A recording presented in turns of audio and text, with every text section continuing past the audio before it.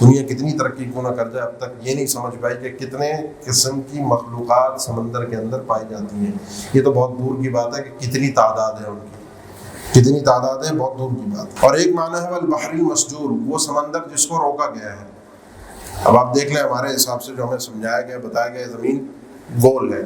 اب اگر گول کے حساب سے بھی دیکھیں تو یہ پانی، ہم تو یہاں قریب ہی ہے نا، سمندر تو ہمارے بالکل پاس میں ہے، مد و جزر بھی ہوتا ہے، کبھی سمندر کا پانی ہم جاتے ہیں، آپ لوگ کبھی سی سائڈ جائیں تو بہت پیچھے کی طرف ہوتا ہے، کبھی آگے ہوتا ہے، یہ اٹھ کر ہم پر نہیں آ جاتا ہے نا۔ ابھی بھی آپ نے دیکھا ملیشیا کے اندر پچھلے دنوں بارشوں سے تباہی ہوئی۔